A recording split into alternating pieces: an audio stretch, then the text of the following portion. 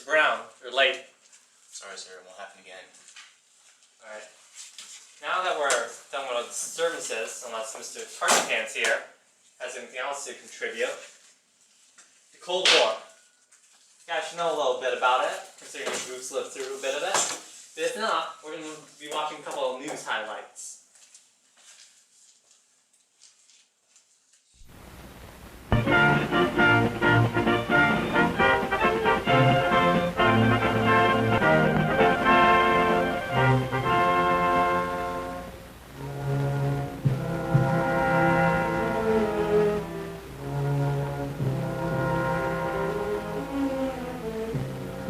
This is the Kremlin, citadel of Russian communism.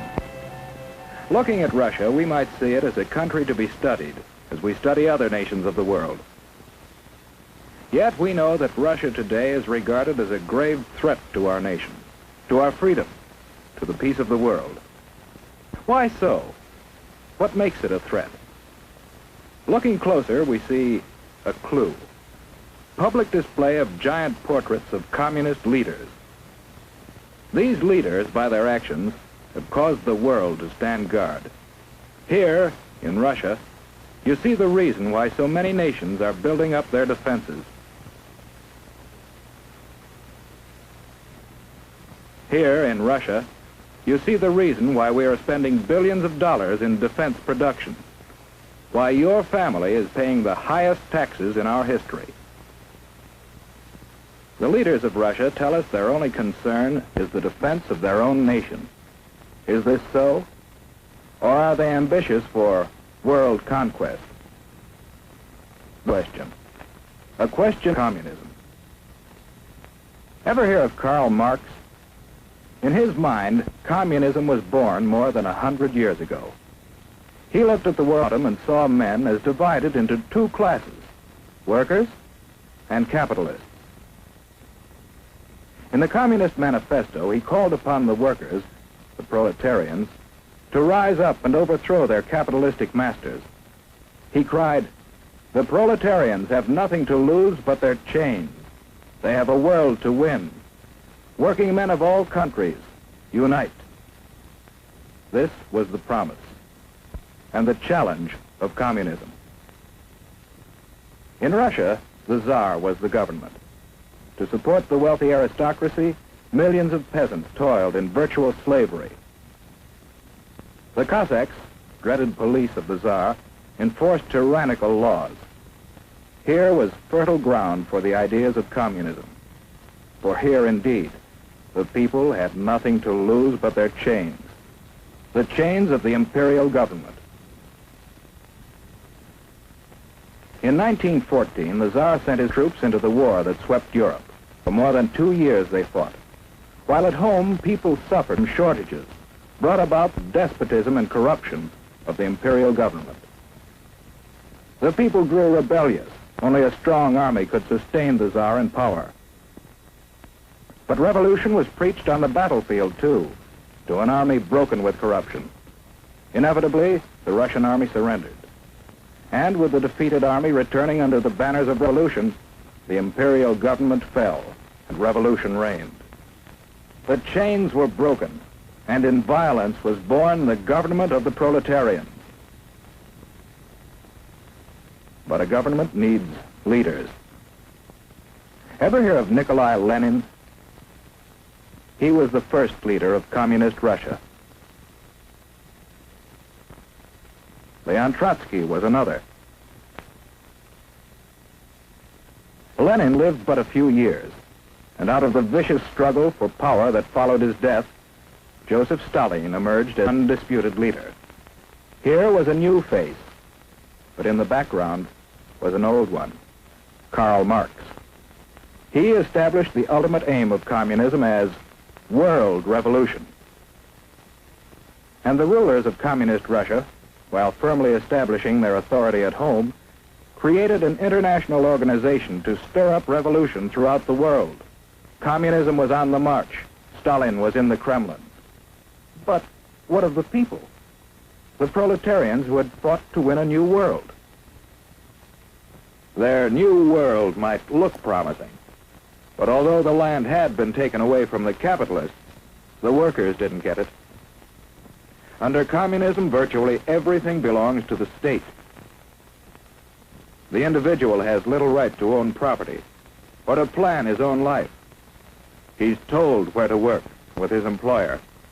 Little freedom to leave his job or seek a better one. Whereas we believe, and our religions teach, that the individual is all important, communism denies religion and debases the individual to a part of the vast machine that powers the state. Children are taken early and molded to fit the machine. Here is no search for truth. The government writes the textbooks, and the children are taught to accept communism and their fate without question. The Kremlin runs all elections, and the outcome is always the same.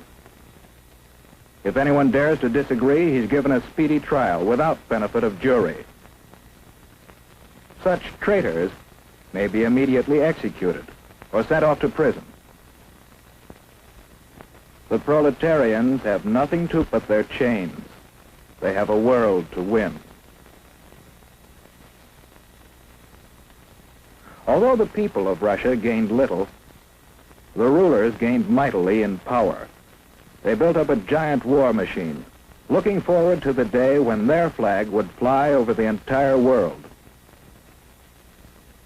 Then came the rise of Nazi Germany, another power bent on world conquest. The two nations joined forces, and Russia, believing itself safe from aggression, launched an invasion of Finland and other neighboring nations. For the first time, the world learned that the communists were no longer waiting for world revolution, but were now resorting to outright military aggression to extend their power. After the Nazis turned on their former allies, we supplied Russia with immense quantities of military equipment to wage war against our common foe. And how did Russia come out of the war? In 1917, at the time of the revolution, Russia was already a land of vast area. Soon after the end of World War II, Russia had occupied many new territories, bringing additional millions of people under communist control, and serving notice that Soviet Russia was now a world power to be reckoned with. United with Russia in war, we strove to preserve that unity in peace. We helped organize the United Nations, in which the nations of the world have mutually pledged to cooperate in fostering world peace and progress. Andrei Gromyko signed for Russia. But in the first post-war Italian elections, the communists created disorder in an attempt to gain control of the government. Once more, the world was reminded that basic in the idea of communism is the plan of world revolution, and that Russian communism has stepped beyond that plan to achieve world domination through aggression. In Indochina and Malaya, communist aggression has incited rebellion against established government.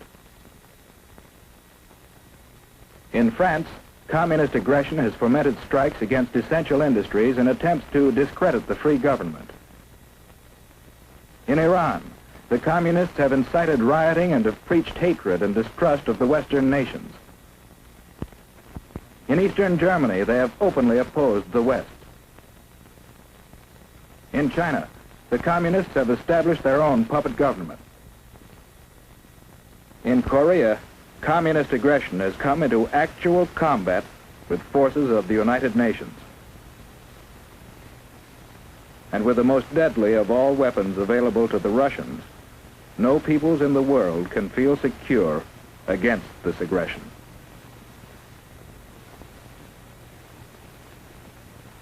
How are we meeting this challenge? Yes, one way is by helping the free world fight starvation and poverty and suffering, conditions that pave the way for communist infiltration. We are also supplying equipment for the free nations to develop their own resources and raise their living standards.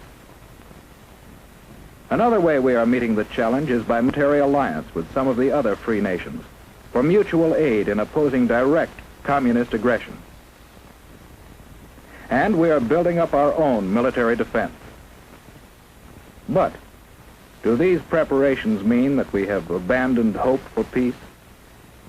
No. In the United Nations, we are continually seeking a workable plan for living in peace with communist Russia. Because we want peace. But we do not want this. We believe in freedom. Freedom, born of the conviction that every person is a child of God and is therefore of supreme worth. For these people, for ourselves, for everyone, we want freedom, not tyranny.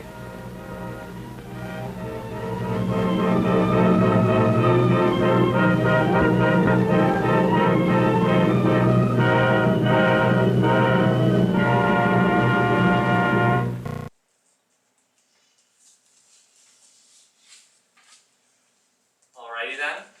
Now that we're done, we're going to be taking a little quiz.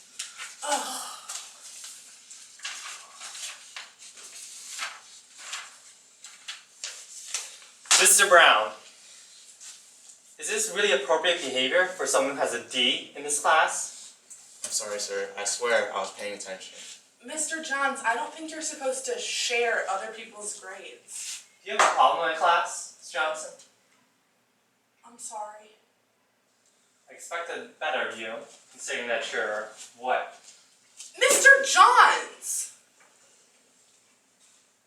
That was completely inappropriate. Do you have a problem? Yes, I have a problem with that.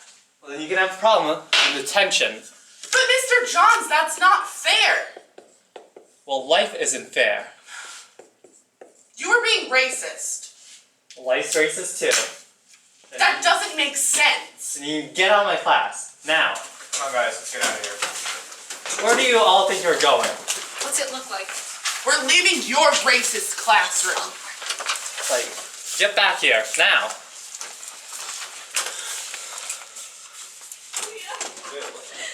Slam it. Did you see what Shirley did? That was crazy. Did you see the look on Mr. John's face? Did you see the look on our faces? Still rolling? Go. I mean, I wish I had a mirror, because my eyes are where my face is. So I couldn't actually see the look on my face, but I bet you it was good luck. Anyways, thank her for that. I've never seen her that frosted before. I mean, she was just standing up for what was right. Ugh, he's so moldy. I couldn't agree more. Anyways, shush, I'm gonna lose my train of thought. What are you reading, Betty? On the Road by Jack Kerouac. Oh, I heard that book's pretty rad. I have to read it. What's it about? A cross-country bohemian road trip involved in jazz, poetry, and drugs. That sounds totally lame. If you want to see a real gem, you should see what I'm reading. Oh my word, Glenn is actually... I can't seem to find it right now, but it's called The Cat in the Hat. Do you really think The Cat in the Hat can top On the Road? Possibly one of the most popular, important books of the Beat generation. Come on, guys. It's totally radioactive right now. It was written by a doctor. Those guys know everything. Yeah, maybe for you. It's a really moving book, actually. I can't get through a page and a half without tearing up. Come on. Glenn, my 5-year-old little monster reads that book. I really don't think... Our fish said, no, no, go away. Tell the cat in the hat that you do not want to play. Hey, at least he's actually reading.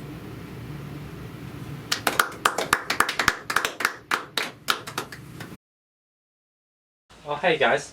Where's Betty and Lewis? You know that they don't do anything wrong. They didn't get detentions. I thought Mr. Johns hated Lewis. It's probably torturing him as we speak. Oh, God, I hate that no-good teacher. We all do. I can't believe he gave me a detention. Well, you did yell at him. I did not. I just said what was right. We know, we know. Where'd Betty and Lewis run off to? Oh, we saw Mr. Capone leaving, so they thought they'd skip class. I think they said something about going to the diner. Oh, What rebels? Wait, why did Mr. Capone leave? Hasn't he had like perfect attendance for 4 years now? I don't know, but I saw him walking out and he looked pretty upset. I think I heard him mumbling something about quitting. What? Why would he do that? Well, no. I think one thing too, we're just destroying the house. Why would they do that?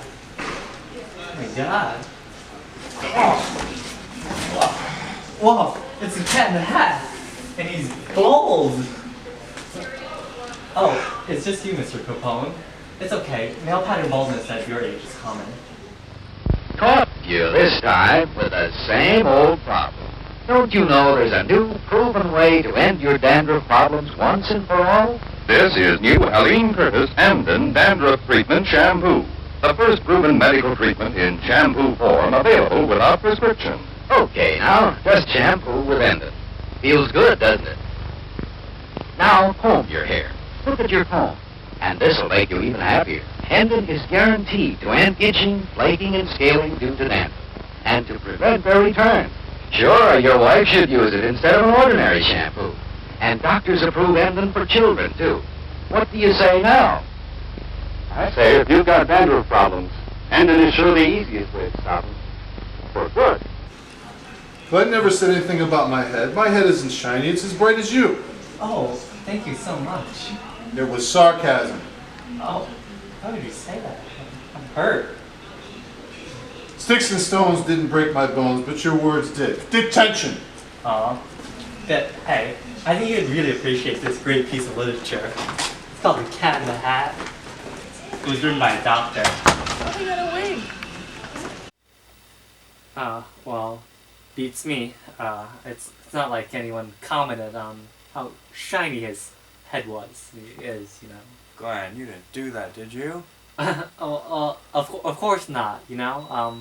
Well, I think I gotta go see what Betty and Lewis are doing. I think I need to go buy some shampoo or something, or fries. I mean, I gotta go. Well, I wonder who our new teacher's gonna be.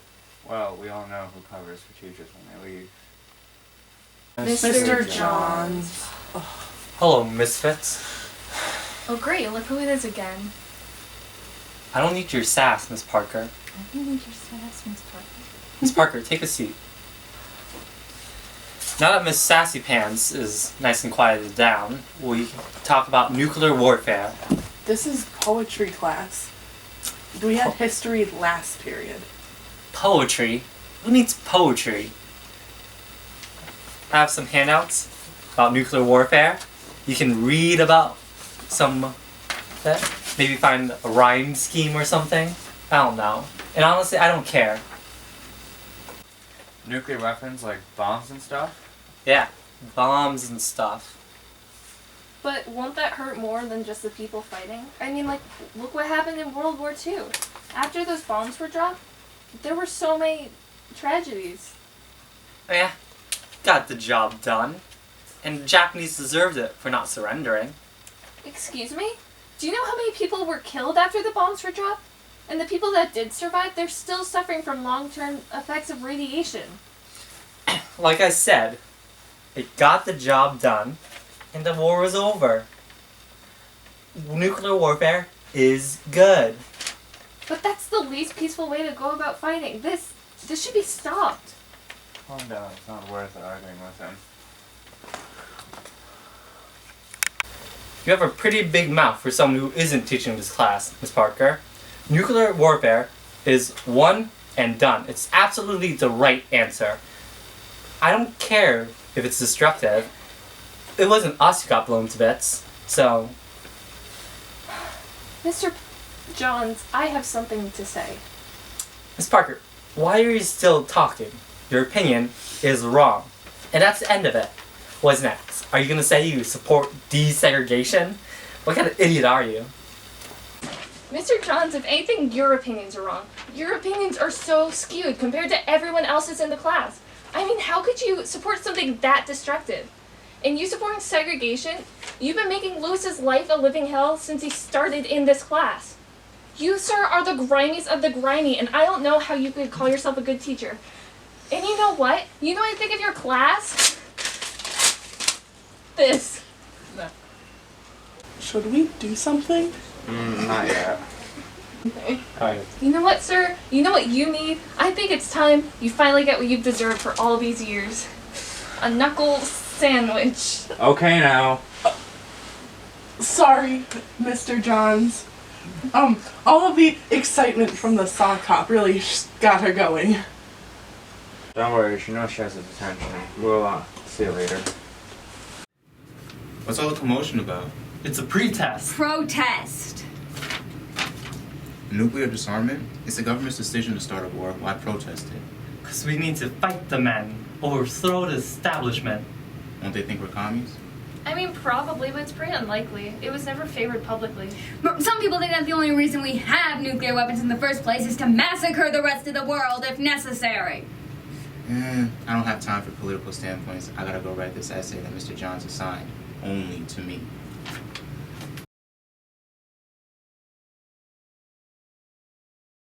I can't believe Mr. Johns assigned only him an essay. He's for nuclear warfare too. How could he? Some people think nuclear weapons are the only way to win a war. Is that because of how World War II ended? Probably. Who knows what goes on in the minds of people who support nuclear weapons. Well, we need to tell the world how we feel. We like life. life. No nukes from Ike. nukes from Ike. Guys, I'm so glad we're doing this. It'll really show that with those nuke supporters. Totally, I could do this all day. We like life. life. No nukes from Ike. Sam, it seems really dangerous. Don't worry, Glenn. Are you sure? Yeah, I'm pretty sure. Okay. Ow! Who did that? Who hit me in the head? Was it you? Was it you? You hit me in the head, you moron. You have a detention. Get to the office. We know. I'm just kind of bummed we can't go to the sock hop. Is Betty going? She's the only one of us that can go. No, she heard we're not going and she doesn't want to be alone. I'm just so... Don't have a cow, Penny. I have a plan to get us out of here in time for the sock hop tonight. But I don't have my clothes. Shirley, you look fine. Let's hear Sam's plan. So, so you guys know how Mr. Johns is supervising detention tonight. Well, he also lets us show Leave It to Beaver. So I was thinking we should play that, and while he's watching it, we can sneak out. Uh-huh. And we can also go and dance in the sock hop. Mr. Johns won't be coming. Glenn, what was that? Mr. Johns is going to supervise dance, so he can't supervise detention. We can just go to the dance now. What? Oh my... Glenn, you just said something smart. What? Okay. Yes! I guess you're not stupid when you're sleeping. I'm not? No. Oh. Come on, guys, let's go.